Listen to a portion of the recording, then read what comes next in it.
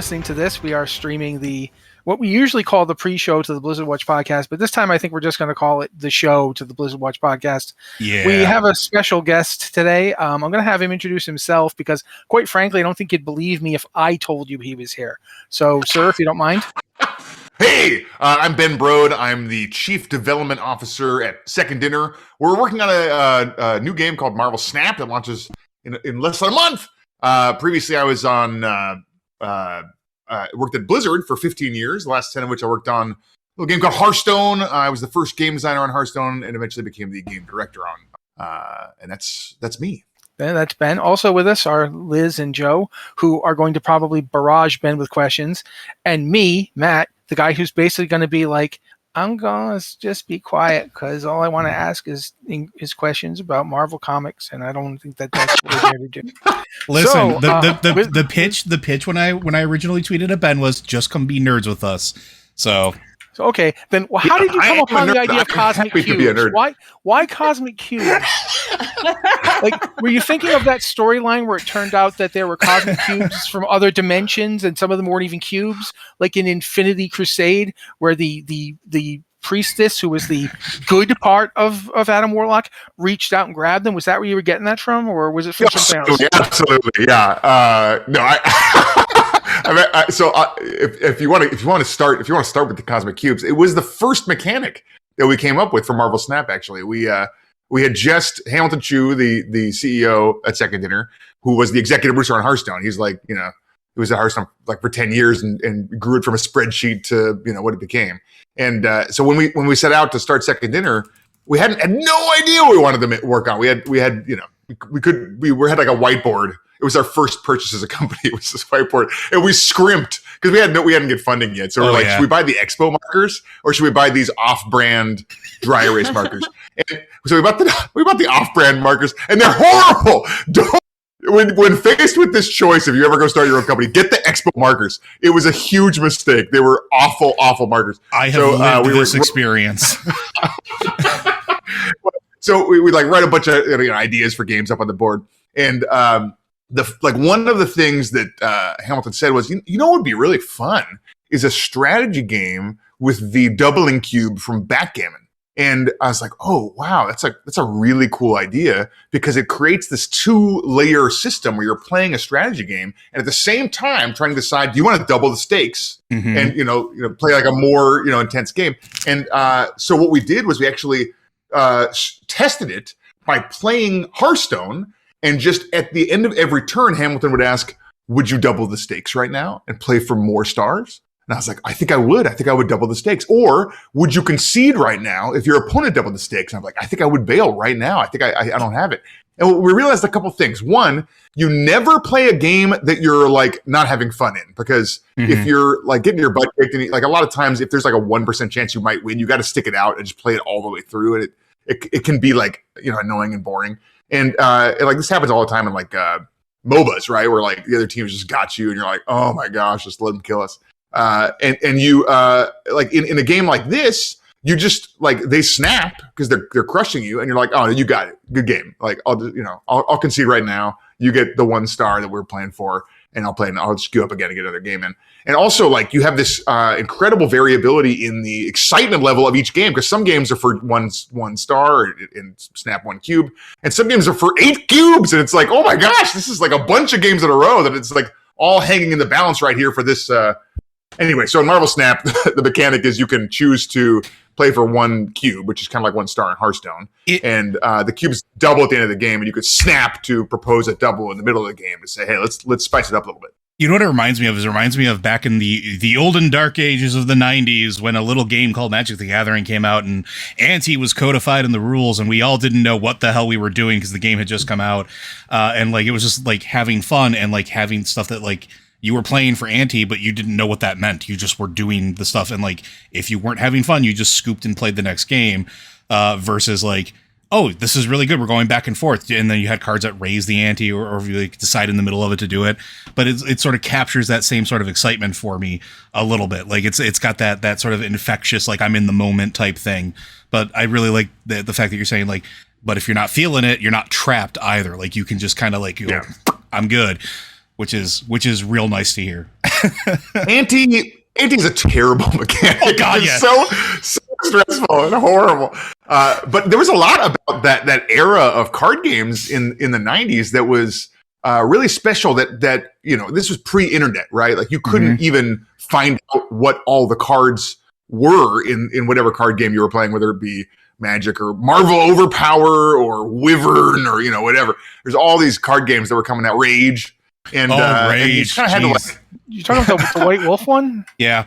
Yeah. That was the werewolf one, and then they had the name change for the World of Darkness one for the vampires. Yeah, I was working I was working at a game store at the time. I was games, comics, and just general bookstore.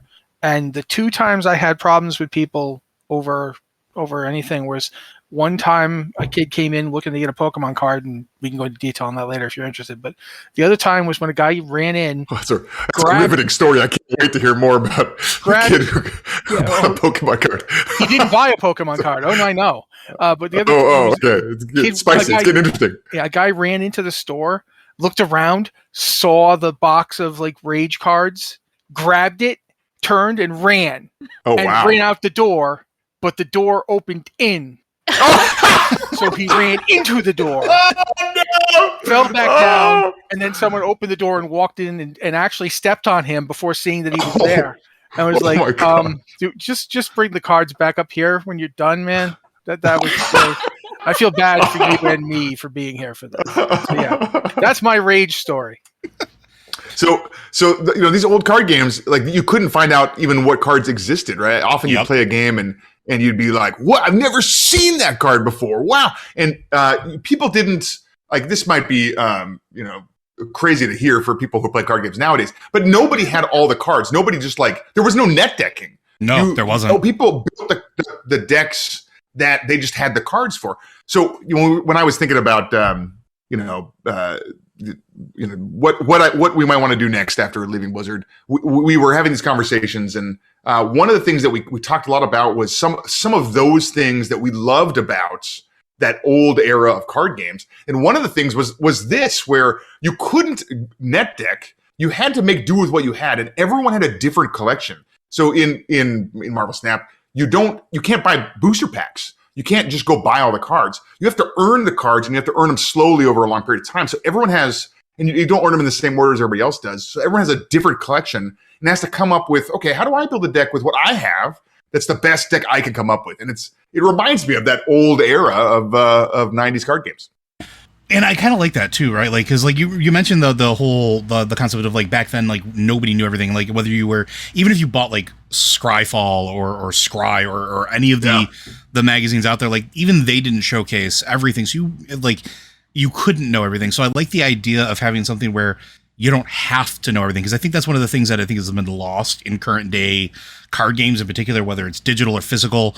It's like, okay, well, I now need to know every card in the new set that's coming out before it releases so I can start planning my decks immediately, versus, where's the joy and fun of it? Like, just going in and like smashing cards together and, just throwing down and just having a good time. And I miss that a little bit, right? So it's refreshing to see sort of trying to capture that same type of thing again a little bit, but elevate it, right? So it's interesting. The pace of content is such a there's a lot of options when you're making a card game, right? You could do big expansions, right? And there's a really, really fun, because they create these huge moments that are great onboarding moments for everyone to join in. There's tons of cards. It's like wide open. Anything goes. It's kind of this mad rush to experiment and see what decks are good. But then it creates these moments where there's like less stuff going on. The lulls versus the surges, right? Yeah, right, exactly. And for Marvel Snap, one of the things that we tried to do was release content really, really fast, but not overwhelm people with, hey, there's a new set, it's 200 cards. Mm-hmm. We want to release like a new card every week, which is like a really fast pace, but it's not like a huge number total of cards per year. So I think Liz was going to ask a question because I saw her lit up before. So if you have a question, Liz. I mean, one of the problems that I have with games like Hearthstone is just the time you spend like building decks, and the fact that, like y'all said, everyone knows everything. Whenever there's a new set, the game falls pretty quickly into a specific meta because everyone knows every card and you know exactly what decks all the competitive players are playing.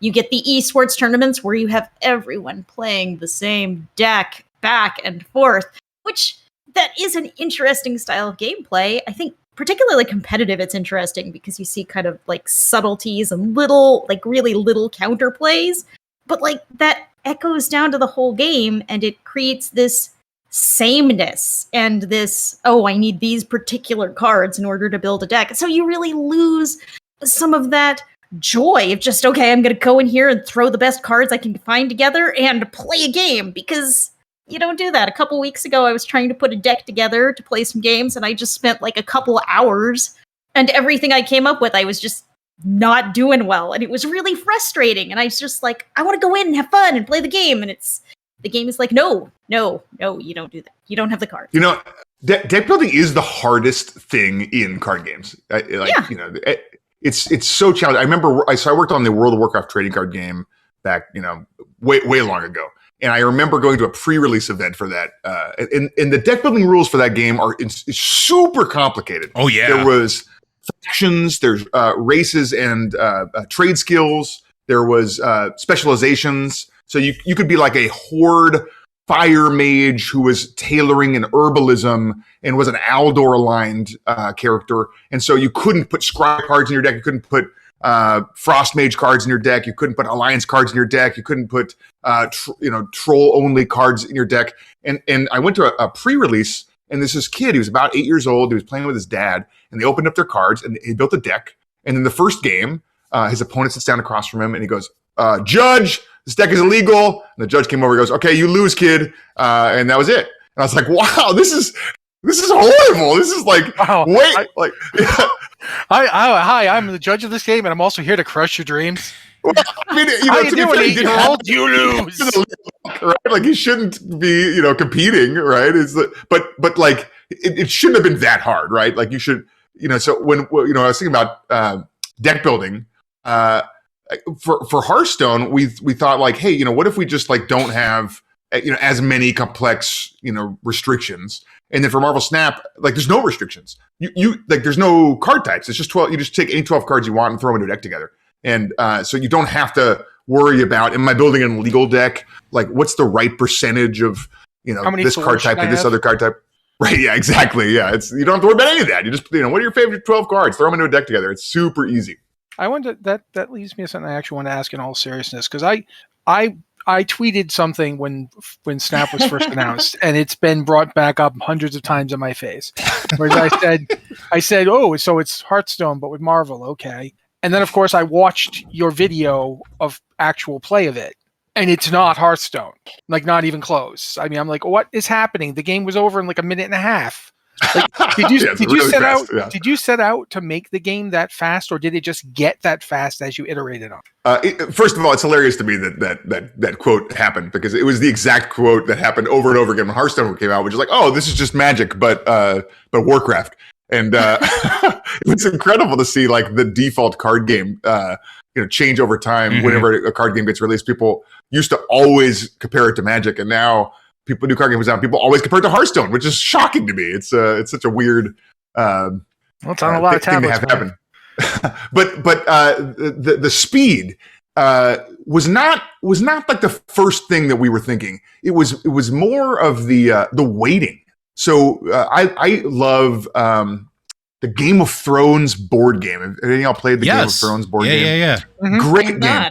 And my favorite 2-player board game is the Lord of the Rings: The Confrontation, designed by Reiner Knizia. Oh, the one with the coherent turns and like the coherent gameplay or whatever.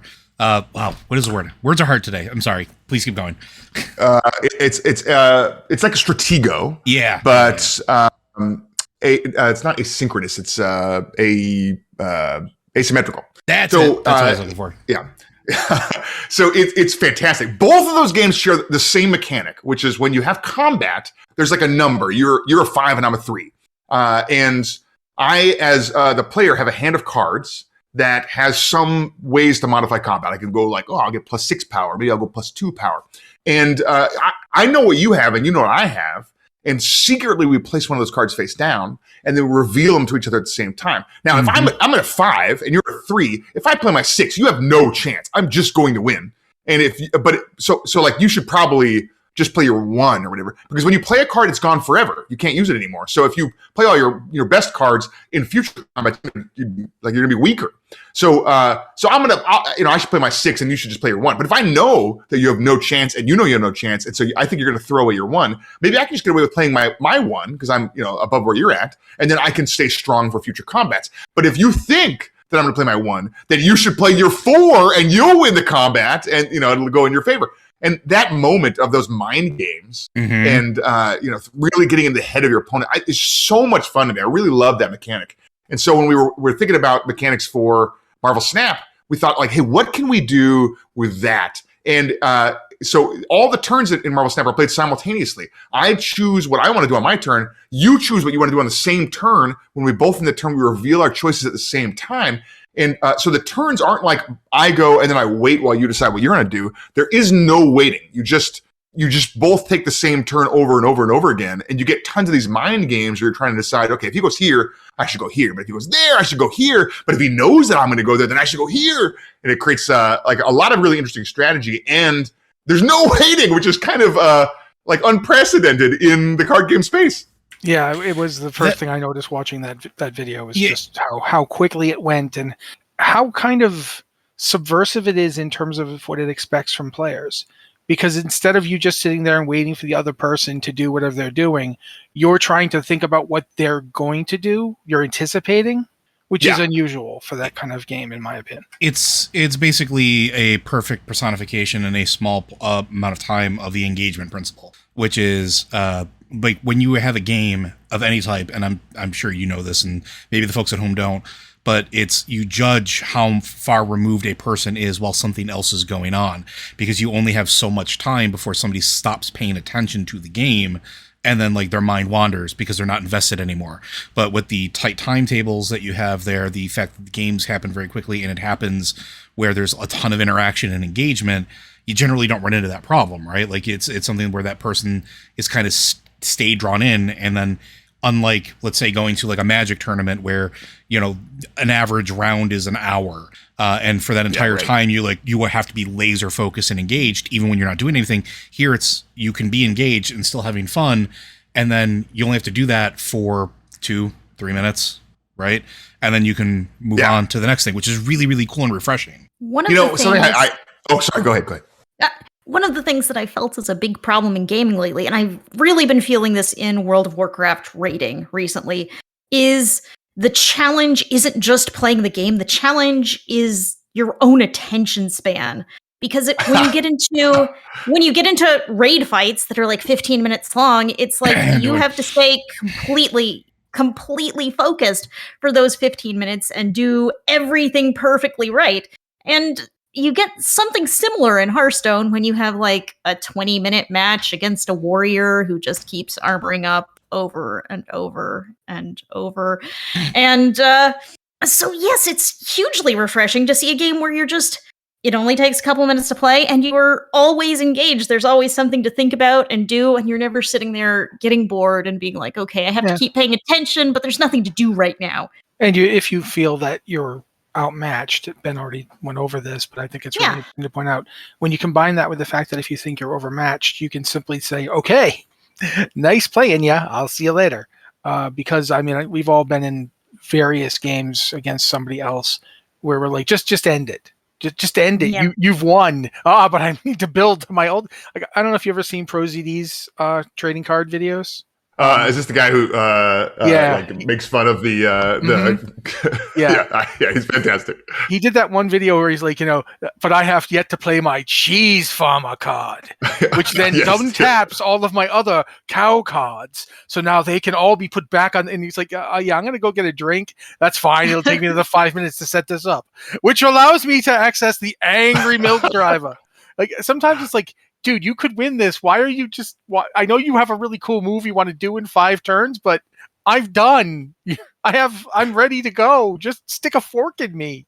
So yeah, I do like that. That's actually a mechanic here that you can self stab yourself with.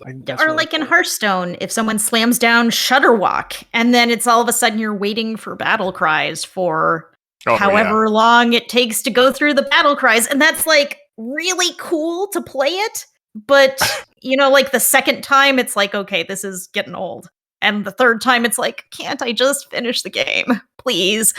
The Shutterwalk thing is so funny to me because I remember walking by someone's desk and I saw Shutterwalk going off and I said, whatever's happening here, we need to make sure that doesn't happen.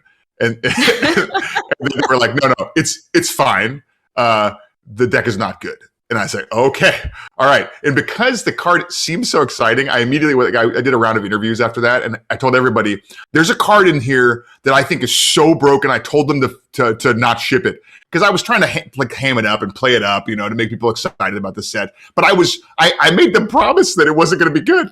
And then when it came out, obviously it was a huge issue, and I was like, oh no, now I look like I'm throwing the team under the bus, and it's like it was very embarrassing for me. It wasn't my best moment.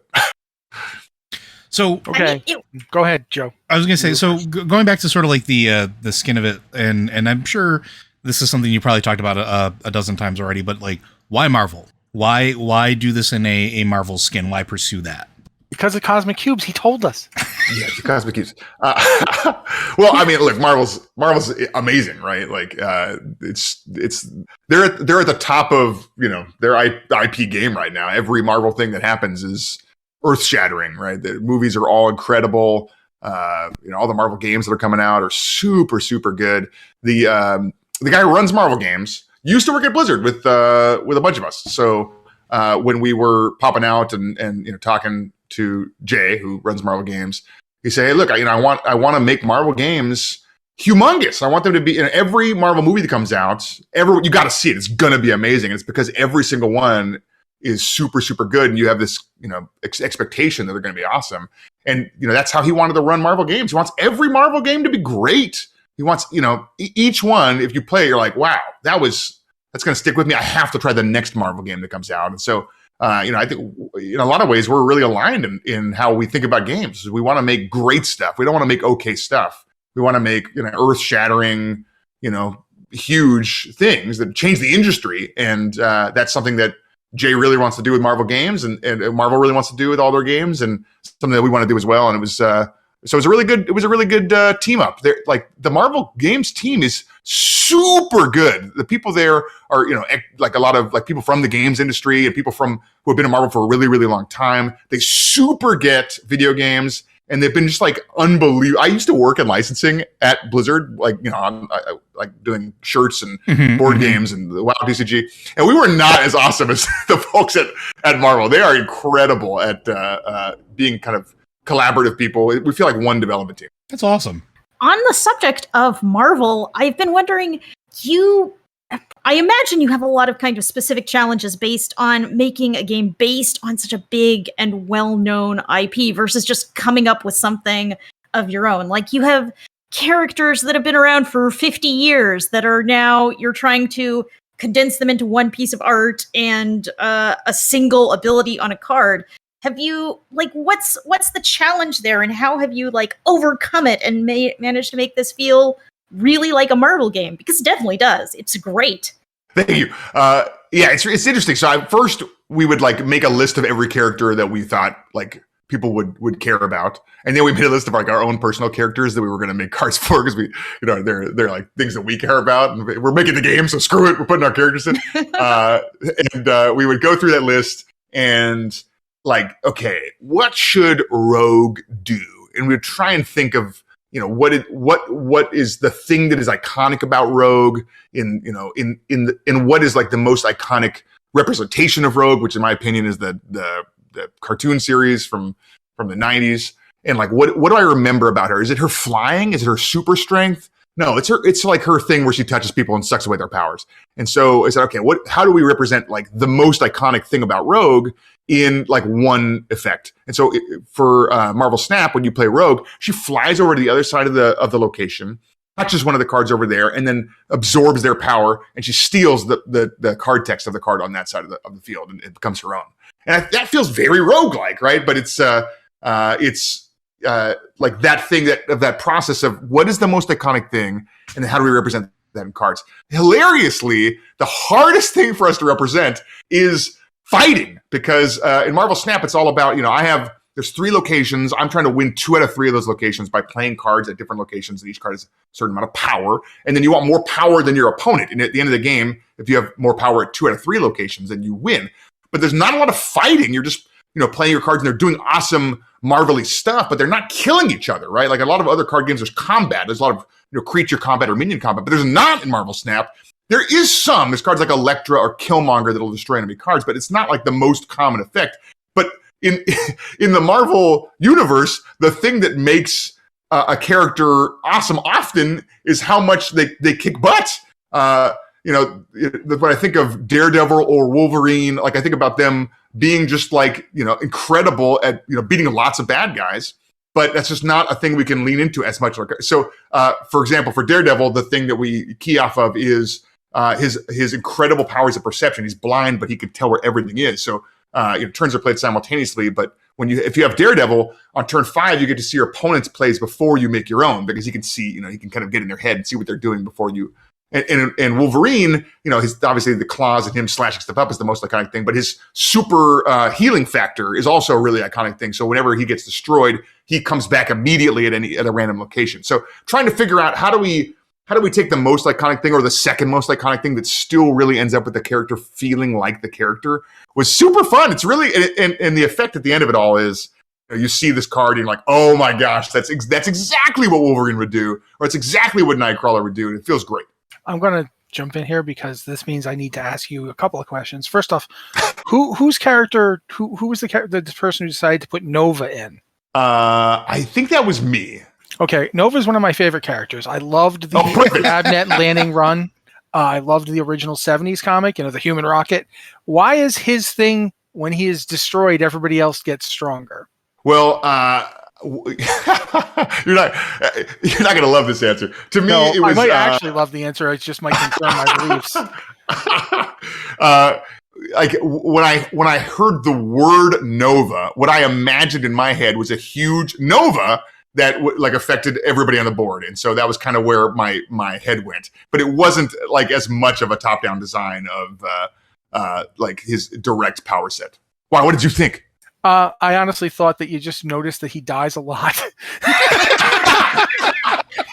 Because he's died like 6 or 8 times in the comics. So I figured maybe you knew that. But no, either way, it works. He has died a lot of times. He just recently came back from dying, so.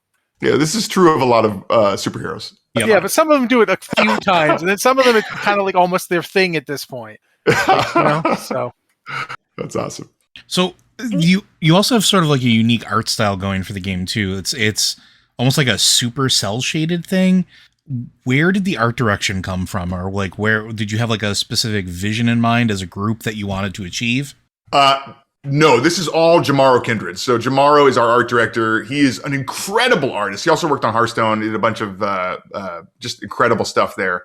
But when he started working on the art direction for Marvel Snap, he painted just like an image of Wolverine that he was like, okay, this is it. This is what our game should look like. And he had a really cool looking Wolverine. And then after a month or so, he just decided, you know what? I'm just going to redo this from scratch. And he did an entirely new image of Wolverine, which is the one that's in the game right now.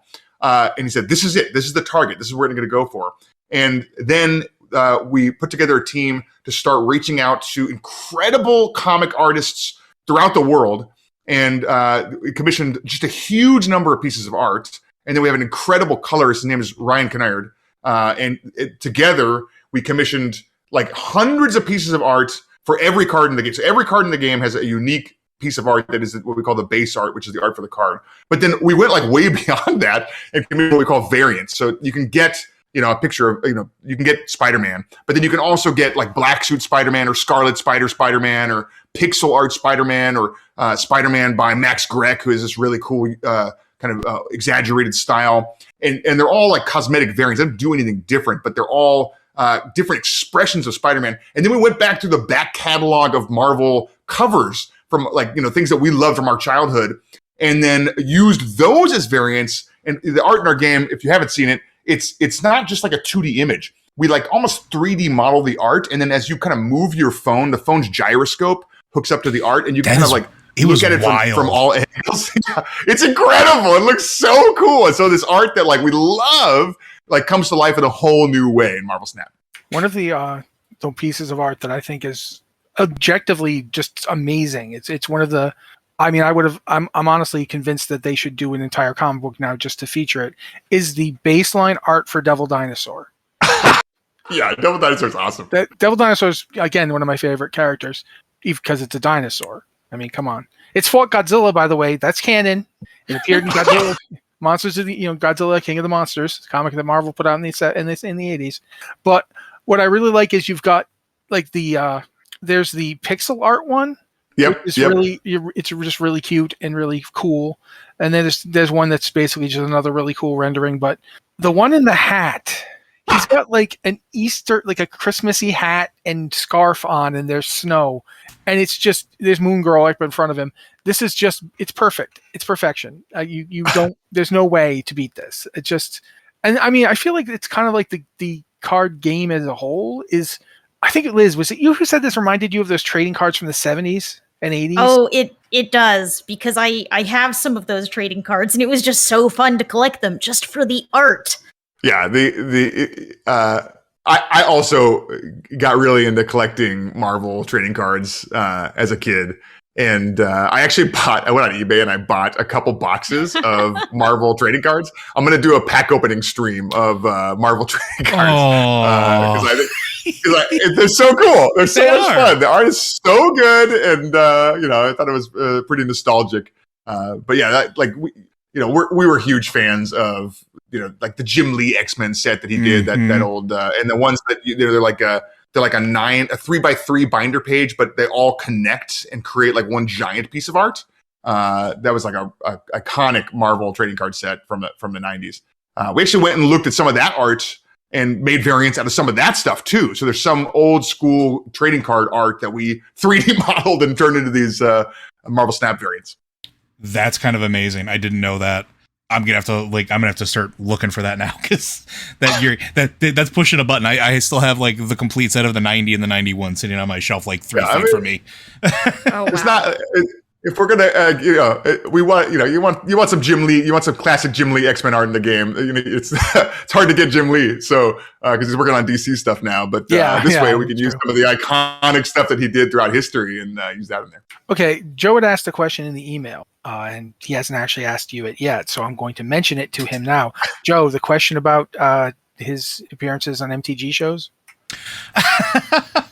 So what, like a while ago, and you've been popping up on like various Magic channels here and there, playing games, and I thought it was actually really fun to see you sort of just like playing a game and talking about like your favorite art and talking about like what you like about cards and just having a good time and cutting loose.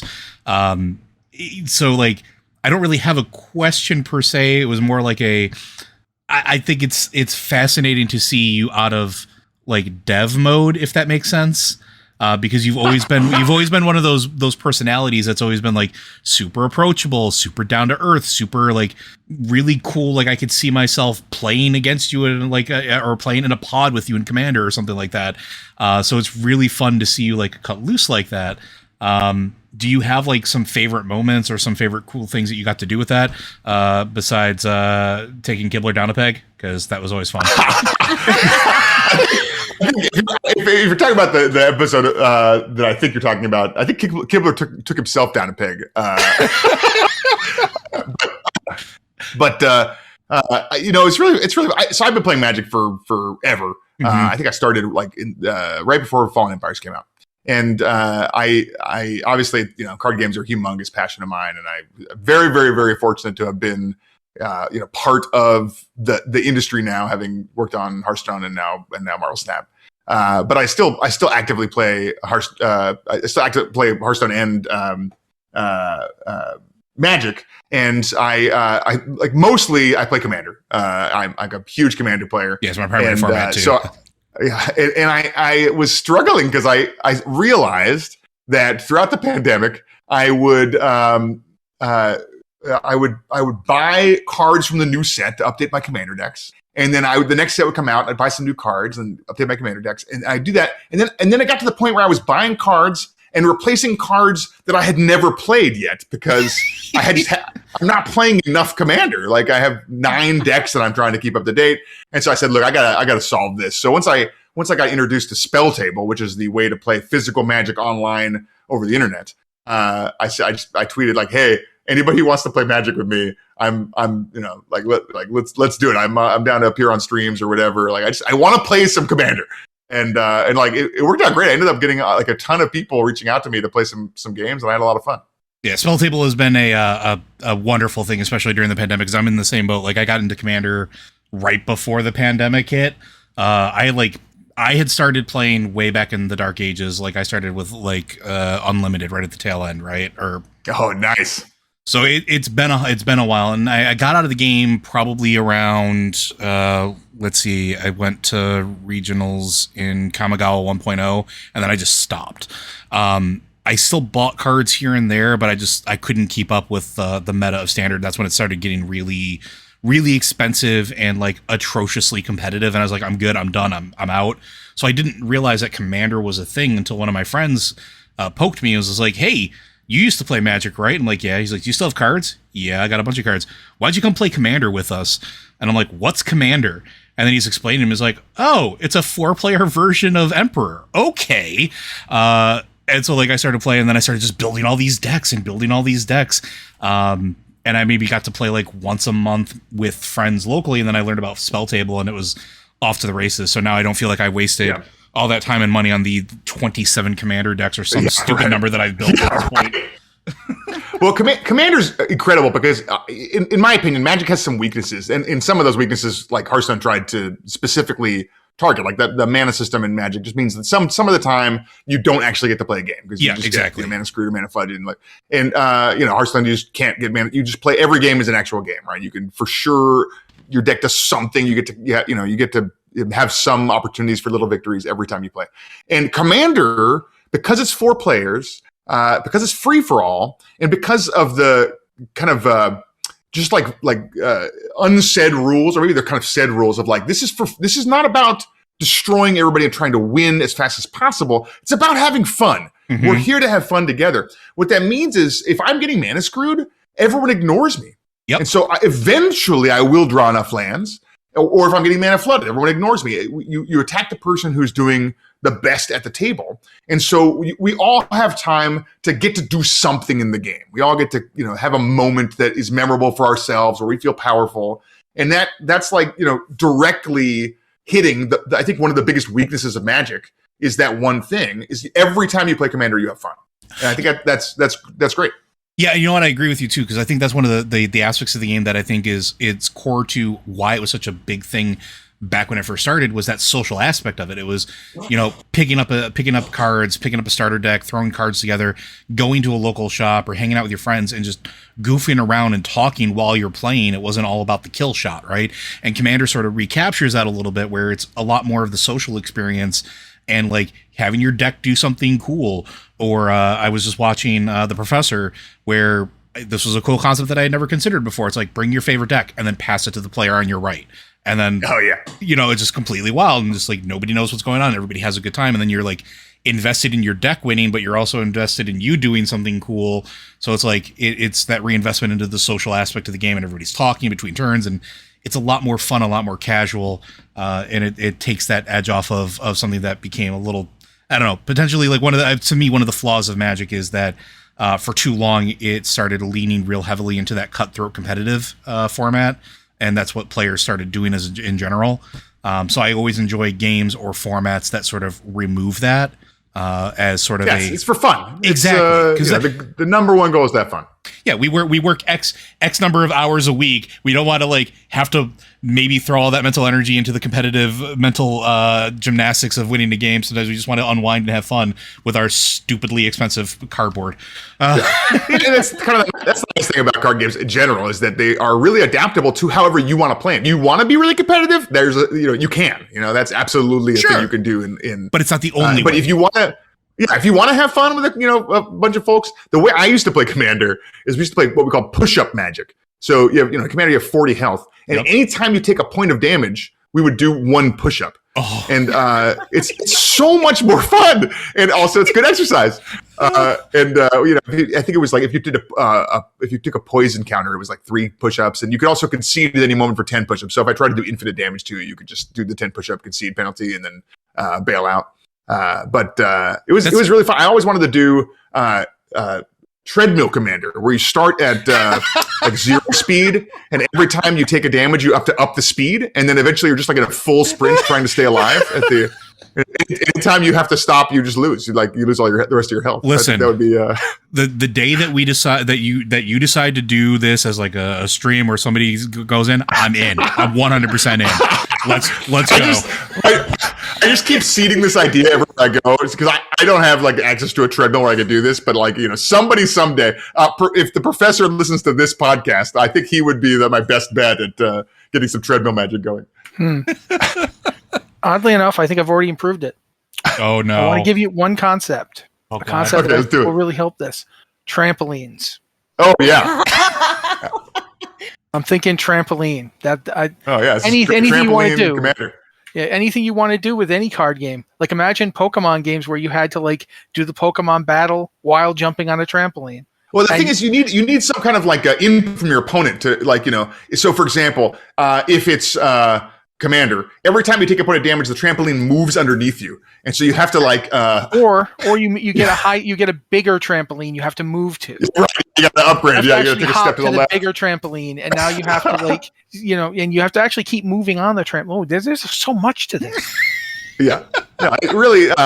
Listen, as a game designer, man, Commander is a really interesting format because it was not designed by a design team. It was this, it kind of like grew from. Yeah, right. And I got to tell you, I got some beef with the Commander rules, and I consistently. I have agreed with your tweets on that, by the way. I'm just going to throw that out. Oh my gosh! Thank you. Yeah, it's just if they put me in charge of Commander, I'm gonna change everything. First thing I'm doing is banning Eminence. Screw that mechanic. Yeah, that's very interesting.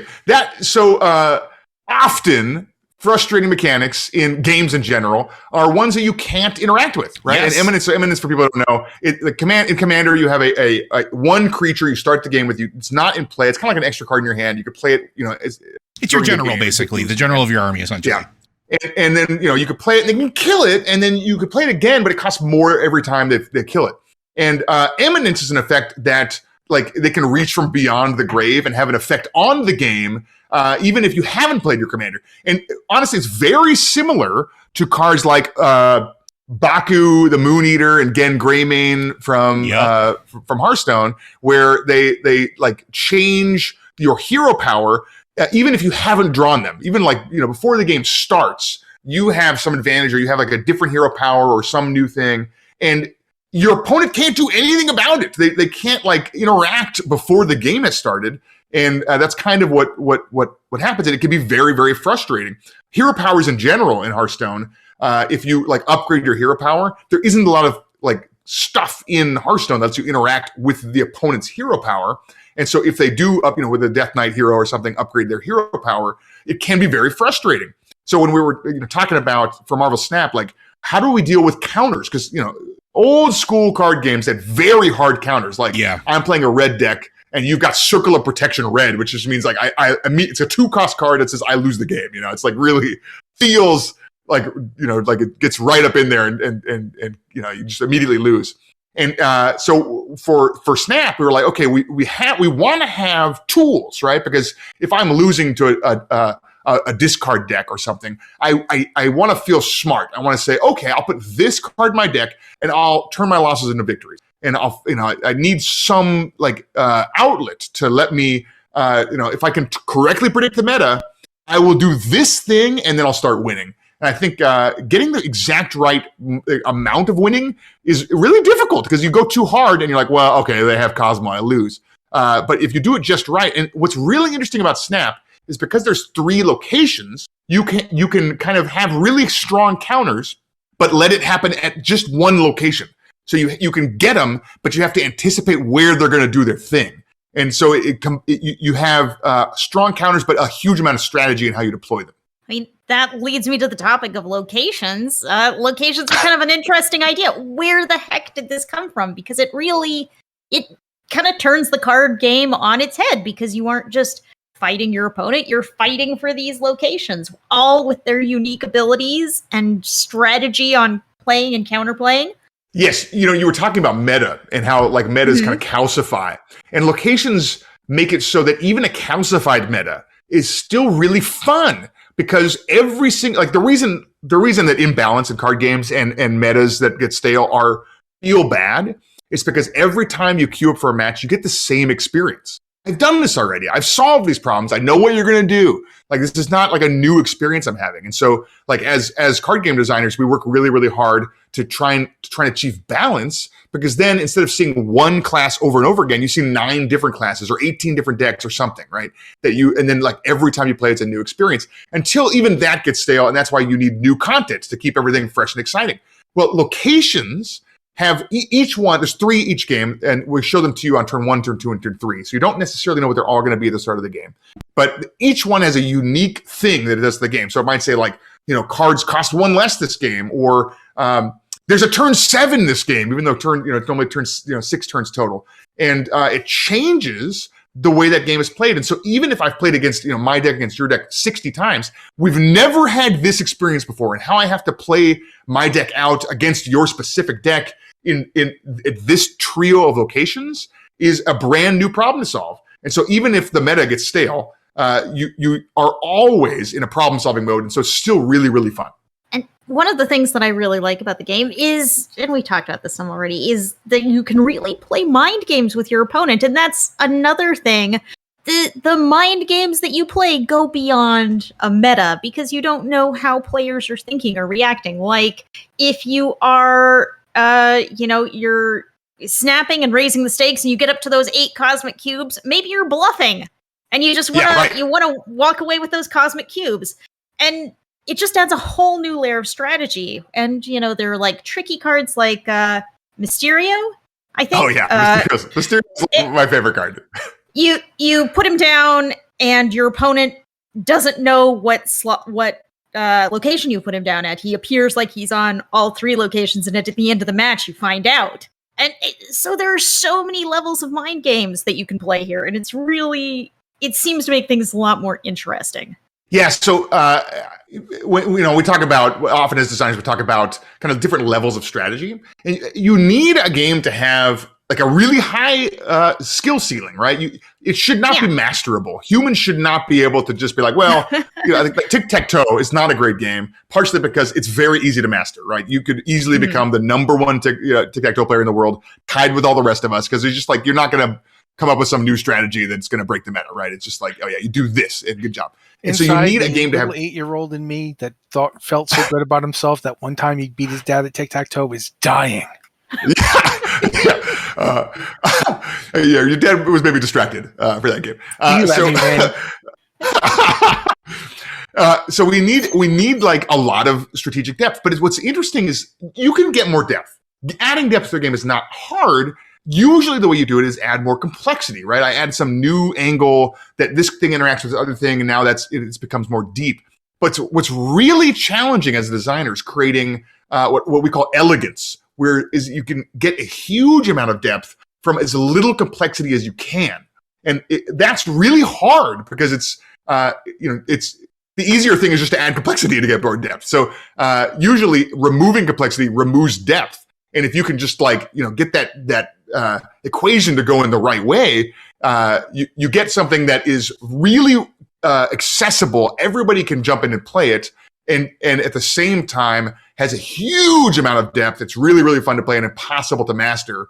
And Snap, that was one of our big goals for Snap is this doubling cube mechanic. The snap mechanic creates incredible depth, because there's all these mind games. There's bluffing. There's like reverse bluffing where you're like, oh, I didn't snap. Does that mean I'm, not in a good position? Like, haha, I was actually winning the whole time. It creates these huge, deep moments. And the snap mechanic's not complicated. in fact, new players kind of ignore it. They just don't pay attention to it. Yeah, it starts at 1 and ends at 2. And like I just kind of like get some cubes at the end of the game and rank up, I guess. And as they get into the game, after hundreds of hours of gameplay, then you start to realize the incredible amount of depth that this mechanic adds to like every turn of the game, right? Even when you're not snapping, you're thinking, should I be snapping? What message is that going to send to my opponent about what I have in my hand? Is it going to scare them off, or am I going to get a higher expected value out of the game by going in here? I mean, y'all can keep talking. Ask more questions. Ask more questions. Don't just wait for me. I was actually I'll ask something I wanted to ask. Is there any, like, you've basically made, like, you made one of the biggest, most popular card games online in the world, and now you're making Marvel Snap, which is a completely different kind of card game, but certainly has the potential to be extremely popular and well known. Is there any other genre of game you've ever thought about designing that you guys, when you got together to make your company, thought maybe we could do this, or anything that you're not? I'm not saying you have to tell me what you've got coming up next. I'm just thinking of like stuff that you've thought about doing, stuff that maybe I want to make a 4X game, or maybe I'd like to make a Dark Souls like, or what have you. Is there anything like that you've always wanted to do but haven't gotten around to yet? Yeah, certainly. So when we were first popping out, we were like, okay, like we're some ex-Hearthstone folks. If we make a card game here, we're the card game folks, right? Like that's just kind of that's how people are going to think of us. And is that what we want? Like we love card games. I think we have a lot more to add to the genre and the industry. But do we want to be that, right? Is that our future? And at first I was like, no. Let's explore some new stuff. And we had a bunch of ideas. I mentioned that whiteboard. We wrote some stuff on there. And it's funny because the thing that pulled us in this direction was Marvel. We were working on a variety of things, and it was interesting. So I came from working a long time in the Warcraft IP. And when I think about the things that if I need to endless monsters to slay, you could spend an hour writing names of like trash mobs on a paper, and there'd still be like hundreds more trash mobs you forgot to mention, right? There's so many really cool creatures and races and like tribes and all kinds of really cool stuff in the Warcraft universe.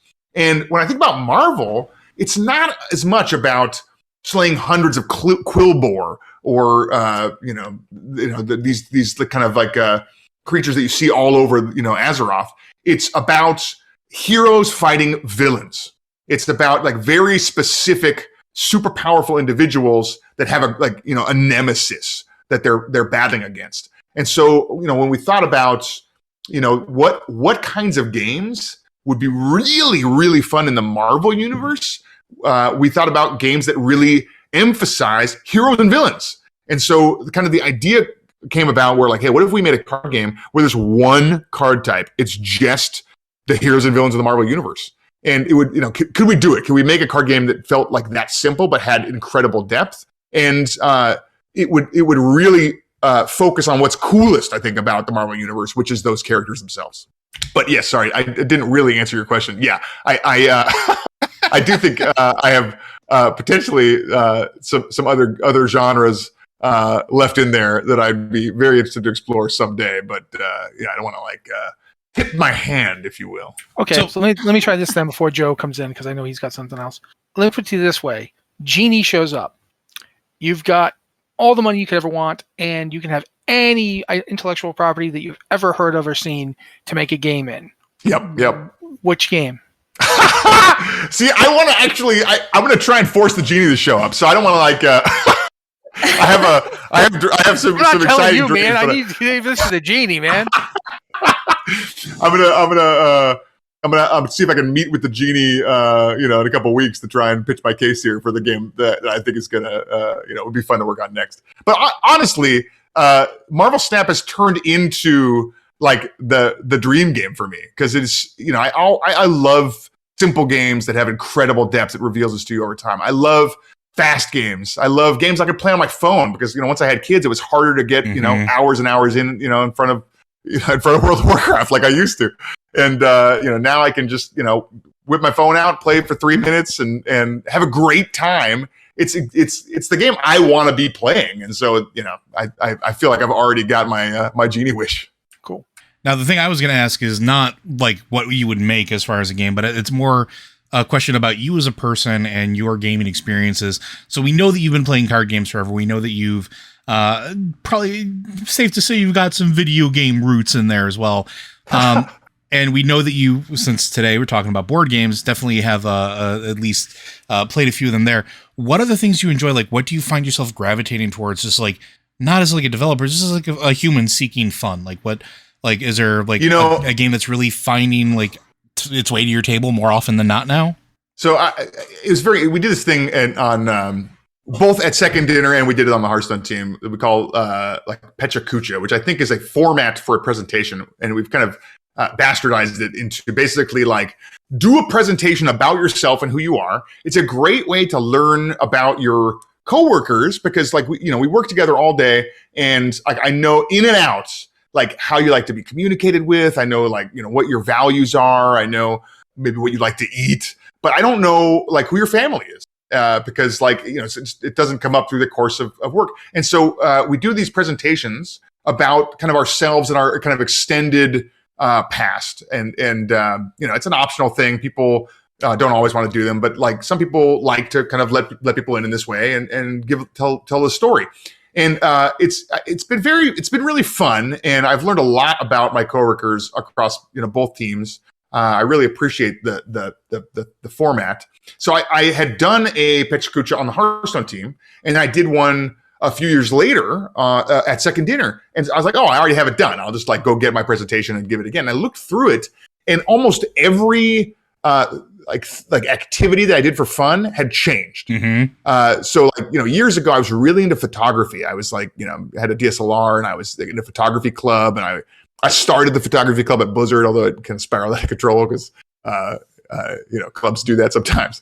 And like now, like my iPhone is just completely replaced by DSLR. I never use that thing. It's just like it's too much work, and so I just kind of stopped being such a photography nerd.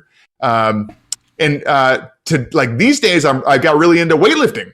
I've been really like I didn't know anything about it. I didn't know like I went online and tried to because I bought some dumbbells. I was like, what do I do with these? I don't even know. And then I messaged someone at Second Dinner who I noticed had was into weightlifting. His name's Kevin, and he's like, dude, let me design a workout for you. I love doing this for my friends. And he like did all this work and designed this workout plan for me. And I felt like, dang, I want to like impress Kevin. I want to make sure like, because he was new to Second Dinner. I didn't want his first experience to be like, the chief development officer, like ignoring him. So I was like, okay, well, I gotta like do this plan, I guess. And so I did it every day for like 9 months. And I was like, oh wow, this is like really fulfilling. I didn't even realize I liked this really. That's been like a real thing that I've found a lot of joy in recently. So I've been, which is very weird. This is not like what I thought I was going to get into, but like I do a lot more reading now. I listen to a lot of audiobooks. That's not something I did 4 years ago. And then I've been playing. I never played a Dark Souls game before, but I got really into Elden Ring. I've been playing just an unbelievable amount of Elden Ring. Well, that one's an easy one to fall into too, especially if you're somebody who appreciates world building. Yeah. Well, okay, actually, guys, I gotta jump in here and say, have you both of you finished this game? There's no finishing. Boss. Yeah, I have quote unquote beaten the last boss, but I'm not done with the game. Okay. Ben, have you beaten the last boss? Because I need a little help here. I have not. I'm confident I could, but I don't want it to end. So I just kind of like attempted it once, and I was like, can someone explain to me what it is? It's a giant blue dolphin. Well, spoilers.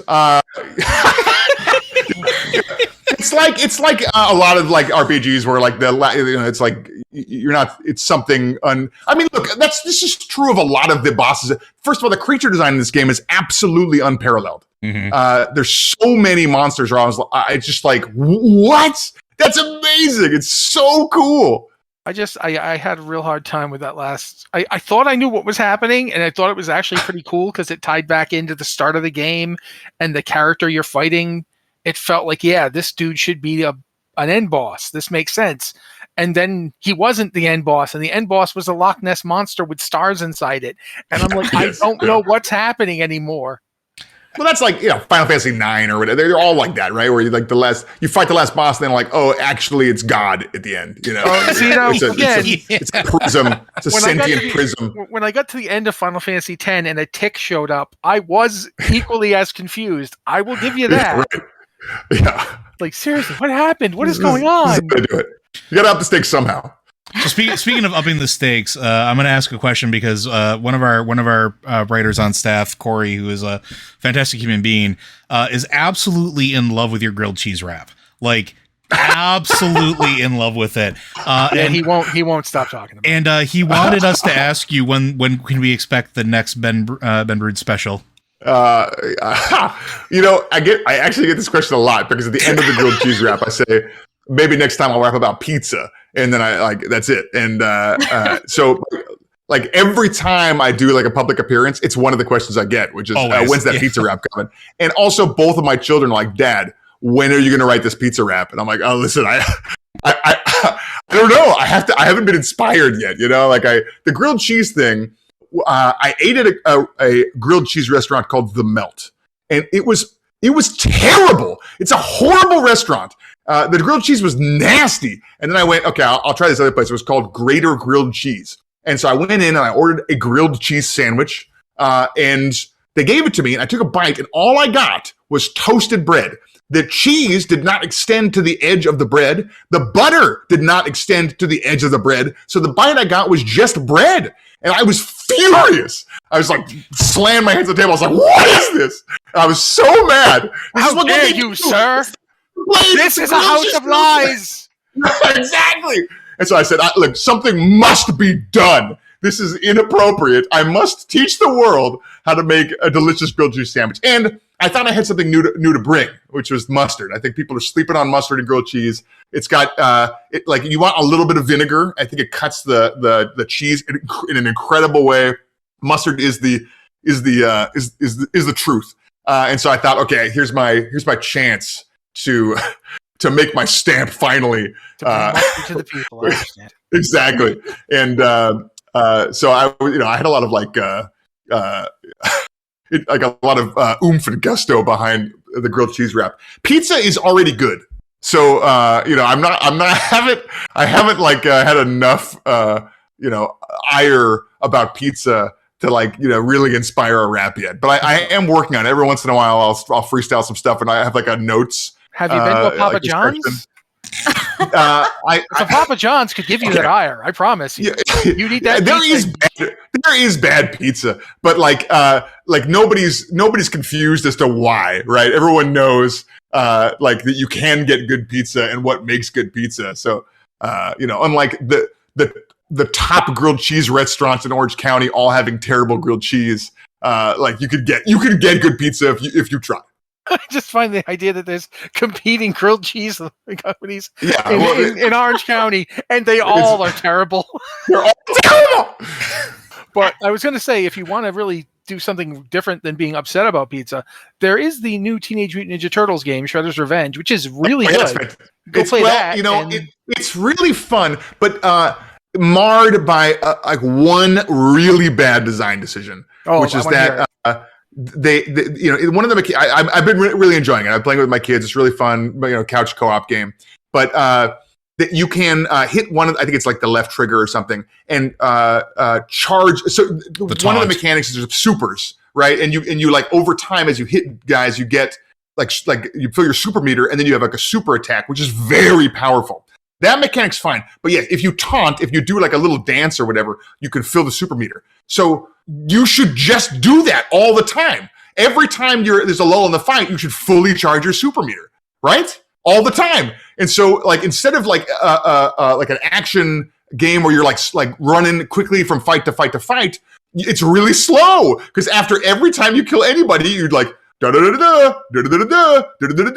then you go to the next thing. And so you should always start every fight with a full super meter. So without that mechanic, I think A+, incredible game. With that mechanic, I think, it's pretty fun.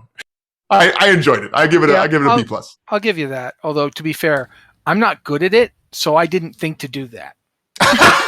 So for me, I was having a great time. But this is the problem with gamers, right? The classic Diablo story of when Diablo 3 first came out, the right thing to do was to blow up barrels because it had a very low chance of getting some of the best items in the game.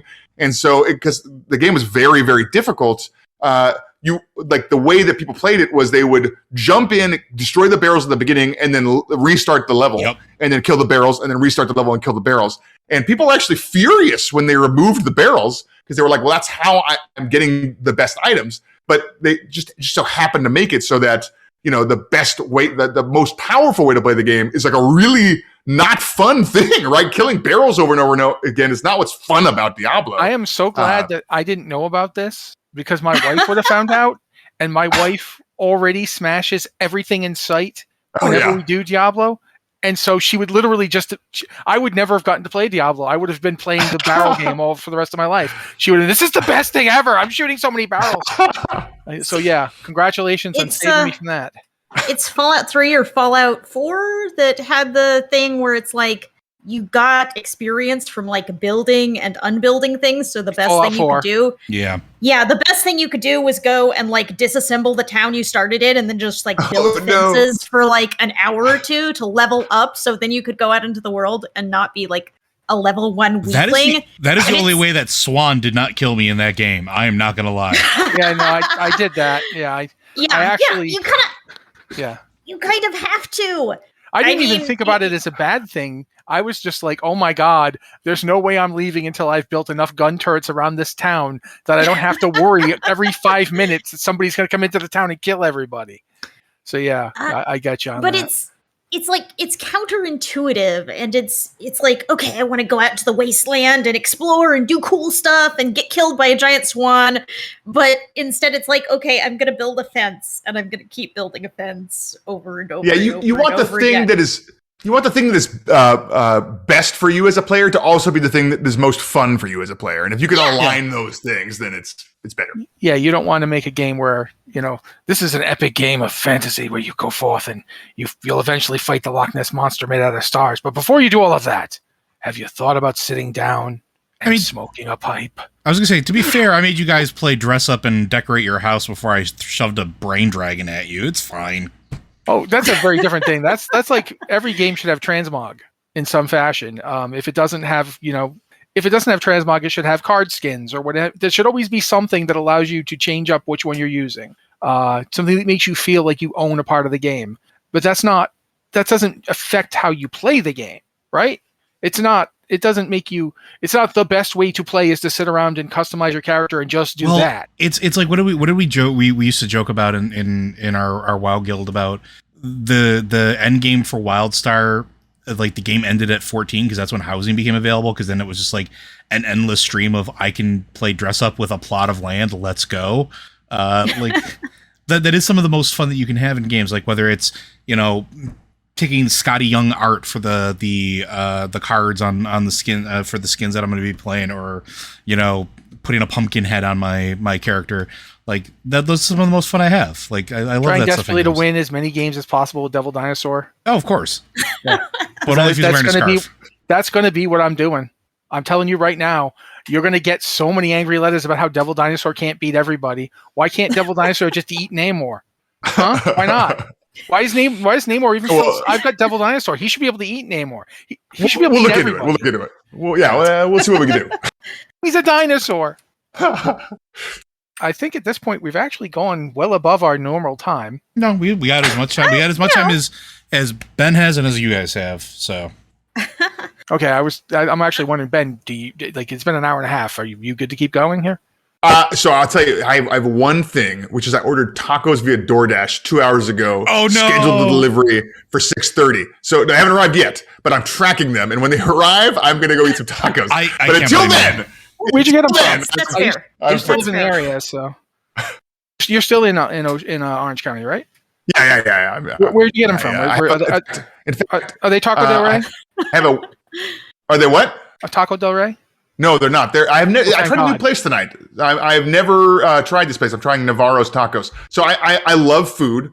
at one of the activities that was not on my thing 4 years ago that is now is I created a website called brodesbest.com where I rate, in my opinion, the best of each category of restaurant in Orange County. So if you're looking for the best Thai food or the best Afghan food or the best not pizza because we don't have great pizza here, but like of each kind of category of food, my website's got like a little write up and what I recommend you try, the best tacos or whatever. I can't wait to find when you actually think a grilled cheese sandwich store is good. There's no best grilled cheese. There's nothing. See, I'm actually thinking that mustard thing would work really well with my special Gouda Swiss Velveeta thing that I'm doing. Oh, so there you go. I might give that a shot. I was going to say, let me know. If you are a foodie, because very clearly you are, you ever find yourself in Buffalo, New York, you let me know. I will take you around and you will gain like 15 pounds by the time you leave. It'll be fine. Well, you'll need it. You'll need it because it's Buffalo, so it might be completely covered nice. I'm going to be in New York in a couple weeks. I'm going to New York Comic Con. Oh, nice. Oh, very exciting. I will say that in Twitch chat right now, we have cries for a taco wrap. Just putting that out there. Just saying.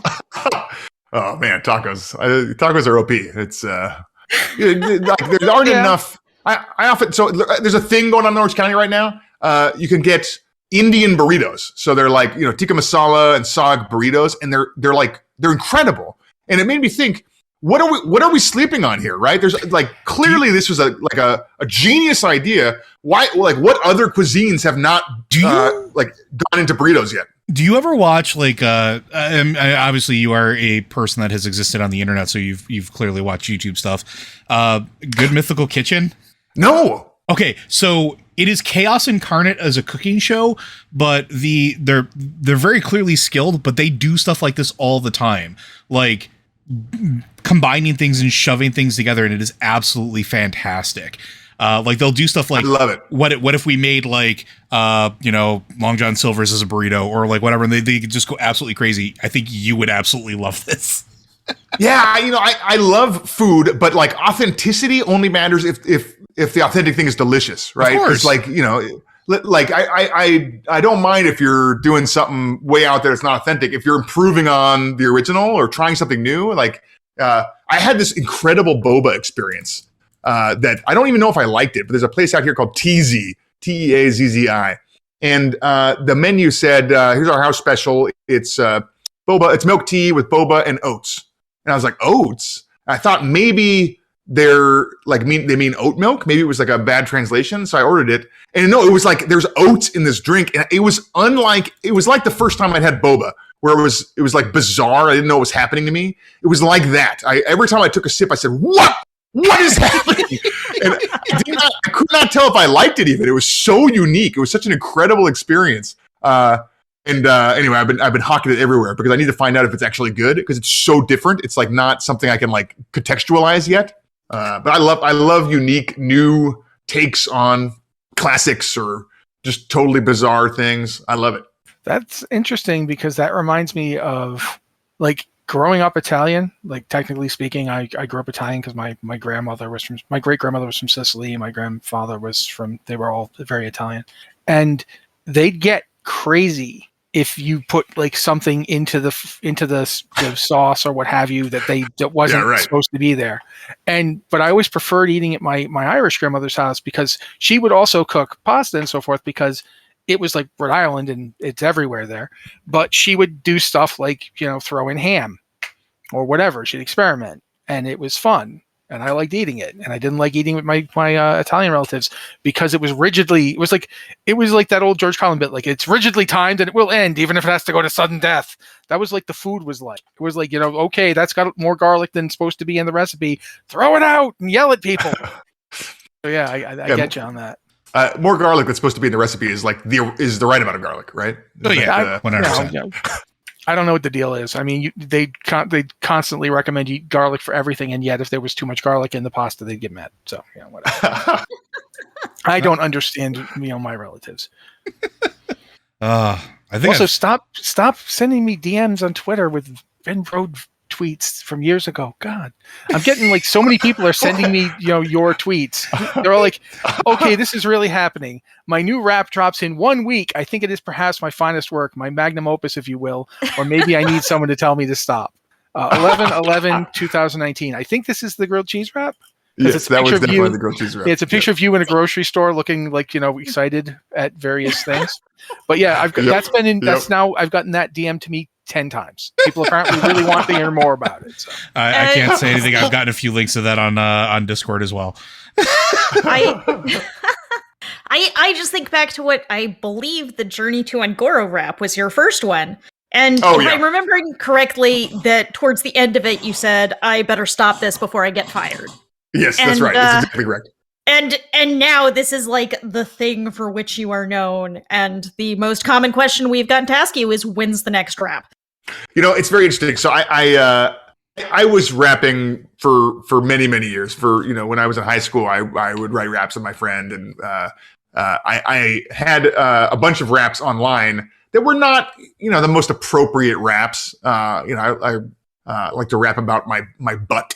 And I thankfully got all of my raps offline before people, got the gumption to go find my old stuff. So that's all gone. It's the Wayback Machine doesn't store MP3s. So safe. But I was really into rap. And so when the Angoro cinematic came out for Hearthstone and it didn't have a song, and there was a petition to have me sing a song because there was no song for the expansion, I was like, well, maybe it's time to break out the old rap skills. And in one evening, I wrote that rap and then recorded it at my desk. And then I brought it to work and I showed Jason Chase, who was the production director on Hearthstone, and Lindsay, who's doing PR.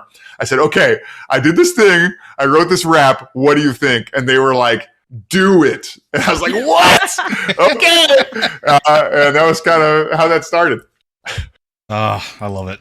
I mean, I do not think Marvel Snap has a theme song, so just saying.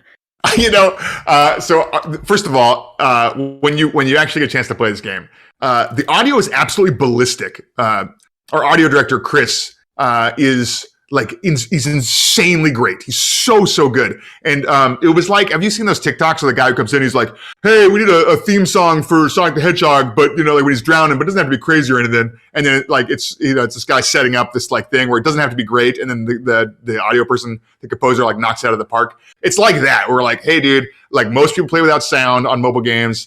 So it doesn't have to be crazy or anything. And Chris is like, what about this? And we were like, what the hell? This is the best music in a video game, dude. How did you do this? And the sound is super good. I said, look, Chris, all people are going to talk about when this game comes out, all the reviews are going to talk about the music because it's so good. So yeah, we don't have a theme song per se, but we do have incredible music. And Chris keeps telling me, he's like, hey man, if you want to collaborate and do a rap, I'm ready. And I just, it's hard to get back in the saddle after all these years. But 2 words, Devil Dinosaur. Yeah. He's waiting for you, man. Now is the time. Seize your birthright. Rap about that dinosaur. He did this. He wrote this music for when you win, and it's just it's like a banger. And so what happens is I win, and I don't want to play another game because I just want to listen to the victory music, just because it keeps going. He extended it. And it's just this incredible track. You'll see when you get in the game. I'm sorry, I'm still dreaming about the I want to jump into something though. Whose idea was it for the astonishingly cute Chibi Galactus? That is adorable. Is that a play on the Scotty Young? Yeah, it definitely inspired by his style. So when we were thinking about how we wanted to announce this game, we're doing this really cool pan Marvel thing where it's across all of the Marvel, families and teams and all that stuff. So we wanted to really showcase that, but we're doing something a little different. We have all these really unique variants. We explore not only different costumes, but also different art styles. And that's something that's just a little bit different in space. And so for our big announcement video, we wanted to start out really kind of in the pocket where it's Venom and America Chavez, and they're fighting back to back in this alley, and the Ironheart's there. and it's a very kind of like iconic, normal style. But then you see this chibi Galactus walk up, and you're like, wait a second, that's not right. And then Chavez opens these portals, and out pops Hulkbuster, but it's not Hulkbuster like you know it. It's Wakandan Hulkbuster, and it's Baby Groot, and it's like this new different costume of Miles Morales, and there's all these mashups of different costumes and art styles coming together, and like that's really what Marvel Snap feels like. Is this we wanted to subvert expectations and do something that reflects the huge variety of art styles in the game. That's kind of where Baby Galactus came from. It was an inspired choice, man. Because I remember, again, I had made that dumb tweet, and everybody was like, "Oh yeah, whatever, hot take." And then I saw the trailer, and that happened, and I'm like, "Okay, what? That was big head bobblehead Baby Galactus? Is that what I just saw?"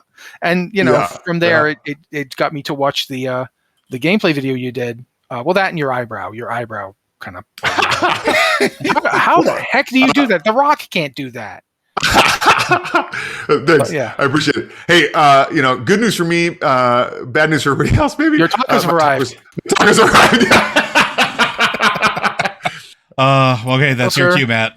Yeah, go forth and get your tacos, my friend. Thank you very much for being here with us and for letting us listen to you. Quite frankly, it's worth every moment. It's been a pleasure. Thank you so much for inviting me. I had a lot of fun. Thank you. And to you guys listening, Joe's got a thing to say, and then we're going to be gone. So. Sure. Blizzard Watch is made possible due to the generous contributions at patreon.com/BlizzardWatch. Your continued support means this podcast site and community is able to thrive and grow. Blizzard Watch supporters enjoy exclusive benefits like early access to the podcast, better chance at having your question answered on our podcast or the queue, and an ads-free site experience. Thank you very much, Joe. And thank you again to Mr. Brode for being here with us. I'm sorry if calling you Mr. Brode sounds weird. It sounds weird to me now. But this has been the Blizzard Watch podcast. Anybody have anything else to say before we end this thing? Enjoy your tacos. Yeah, enjoy your tacos. And again, thank you very, very much. I hope they're good enough to get on your list. I hope so too. Yeah, that would be great. That would actually be a nice way to end all this. All right. Take care, everybody. Thanks for being on the stream, and goodbye. Bye, everyone.